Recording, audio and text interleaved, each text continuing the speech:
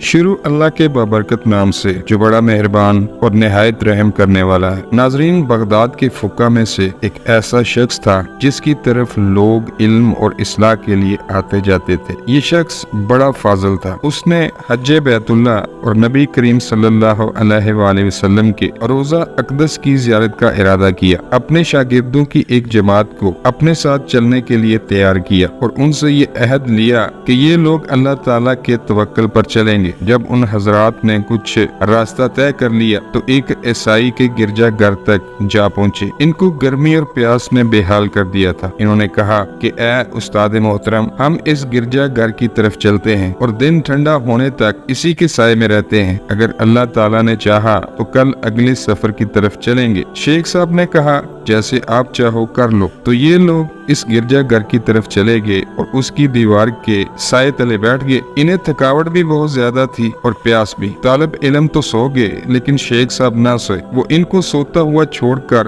وضو کے لیے پانی طلب کرنے چلے گئے۔ گرجا گھر میں داخل ہوتے ہی ان کی نظر ایک عورت پر پڑی، گویا کہ وہ نکلنے والے سورج کی طرح خوبصورت تھی۔ جب شیخ صاحب نے اس کو دیکھا تو ابلیس نے شیخ صاحب کے دل میں اس کو بٹھا دیا۔ یہ نماز کو بھی بھول گئے اور پانی کو بھی۔ بس اب شیخ صاحب کو صرف اور صرف اسی عورت کی لگن تھی۔ جب انہوں نے آگے بڑھ کر آہستہ سے دروازہ کھٹکھٹایا تو ایک راہب جو عیسائیوں کا عبادت گزار تھا باہر نکلا اور پوچھا کہ تم کون ہو؟ شیخ صاحب نے کہا کہ میں فلاں فلاں عالم ہوں اور اپنا پورا تعارف کروایا اور نام بتلایا۔ راہب نے کہا اے شخص، آپ کیا چاہتے ہیں؟ تو کہا کہ اے راہب، یہ لڑکی جو گرجا گھر کے اوپر سے نمودار ہوئی ہے تمہاری کیا لگتی ہے؟ راہب نے کہا یہ میری بیٹی ہے، لیکن آپ کیوں پوچھ رہے ہو؟ تو شیخ نے کہا میں چاہتا ہوں کہ تم اس سے میرا نکاح کر دو۔ راہب نے کہا یہ ہمارے دین میں ناجائز ہے، اگر جائز ہوتا تو میں لڑکی کے مشورے کے بغیر اس کا نکاح آپ سے کر دیتا، لیکن میں نے اس کے حق میں اپنے دل سے عہد کیا ہوا ہے کہ اس کا نکاح اسی سے کروں گا جس کو وہ اپنے لیے پسند کرے گی۔ میں اس کے پاس جاتا ہوں اور اس کو آپ کے متعلق آگاہ کرتا ہوں۔ اگر وہ اپنے لیے آپ کو پسند کر لیتی ہے تو میں اسے آپ سے بیاہ دوں گا۔ وہ راہب اپنی بیٹی کے پاس گیا اور سارا قصہ سنایا جس کو شیخ صاحب بھی سن رہے تھے۔ لڑکی نے کہا ابا جان،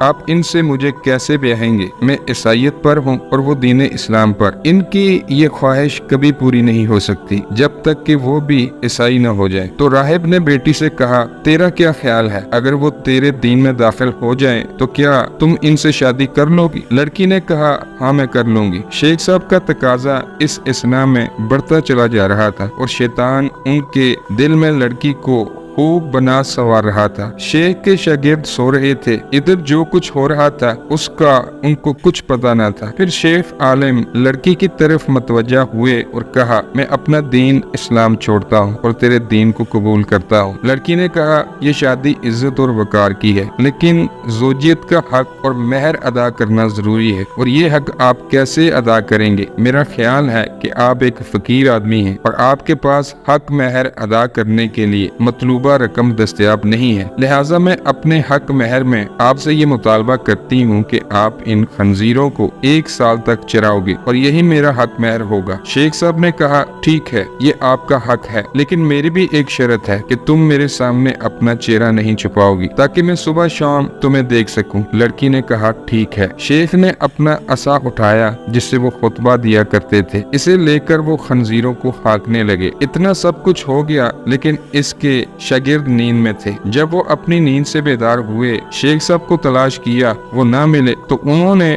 راہب سے پوچھا۔ راہب نے ان کو سارا قصہ سنا ڈالا۔ کوئی تو یہ قصہ سن کر بے ہوش ہو کر گر پڑا اور کوئی اس کی حالت پر افسوس کرنے لگا۔ پھر راہب سے پوچھا وہ کہاں ہیں؟ راہب نے کہا وہ خنزیر چرا رہے ہیں۔ تو شاگرد اس کی طرف چل دیے اور استاد کو اپنے اس عصا کی ٹیک لگائے ہوئے دیکھا جس سے وہ خطبہ دیتے تھے، پھر اسی سے وہ خنزیروں کو بھی ہانک رہے تھے۔ وہ کہتے ہیں کہ ہم نے ان سے کہا اے ہمارے استاد، یہ کون سی مصیبت ہے جو آپ پر ٹوٹ پڑی ہے؟ ہم ان کو قرآن اور اسلام کی فضیلت یاد دلاتے اور حضرت محمد صلی اللہ علیہ وآلہ وسلم کی فضیلت بیان کرتے اور ان کے سامنے قرآن و حدیث پڑھتے رہے۔ شیخ صاحب نے ہمیں کہا تم میرے پاس سے چلے جاؤ، جو تم مجھے یاد دلا رہے ہو اس کو میں تم سے زیادہ جانتا ہوں، مجھ پر اللہ رب العالمین کی طرف سے امتحان نازل ہوا ہے۔ شاگرد کہتے ہیں کہ ہم نے ان को साथ ले जाने की जितनी कोशिश की नाकाम रहे। इसके बाद हम मक्का मुकरमा की तरफ चल पड़े और उनको छोड़ दिया, लेकिन हमारे दिलों में उनकी हसरत रही। हमने हज कर लिया और बगदाद की तरफ वापस लौटने का इरादा किया। जब हम इसी जगह पर पहुंचे तो कहा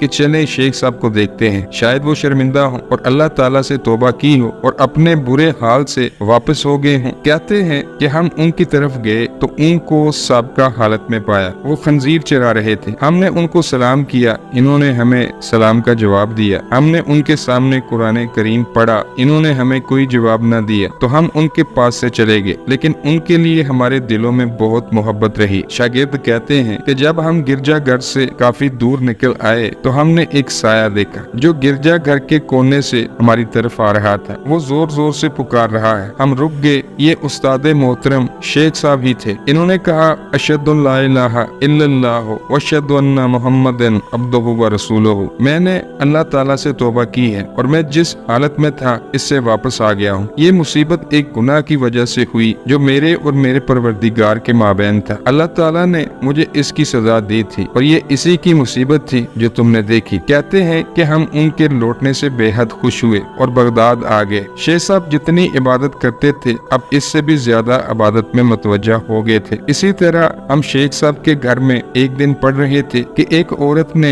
आकर दरवाजा खटखटाया। हम उसके पास गए और उससे पूछा, क्या काम है? कहने लगी, शेख साहब के पास आई हूँ, इनको बतलाओ कि फलां राहब की बेटी आई है और आपके हाथ पर इस्लाम कबूल करना चाहती है। तो शेख साहब ने इसे अंदर आने की इजाजत दे दी। जब वो अंदर आई तो शेख साहब से कहा कि ऐ मेरे सरदार, मैं इसलिए आई हूँ कि आपके हाथ पर इस्लाम कबूल करो। शेख साहब ने पूछा, इसकी क्या वजह है? कहने लगी, जब आप मुझे छोड़कर आए थे तो मुझ पर नींद ने गलबा किया तो मैं सो गई और मैंने ख्वाब में देखा कि हजरत अली रज़ी अल्लाह तआला अन्हु वो फरमा रहे थे कि हजरत मोहम्मद सल्लल्लाहु अलैहि वसल्लम के दीन के अलावा कोई दीन सच्चा नहीं। और ये बात इन्होंने 3 दफा फरमाई। इसके बाद मुझे फरमाया, अल्लाह ताला ने तेरे साथ अपने औलिया में से एक का इम्तिहान लिया है और मैं इसी वजह से आपके पास आई हूँ और आपके सामने हाजिर हूँ और कलमा पढ़ती हूँ। तो वो बुजुर्ग इससे बहुत खुश हुए कि अल्लाह ताला ने मेरे हाथ पर इसके इस्लाम कबूल करने का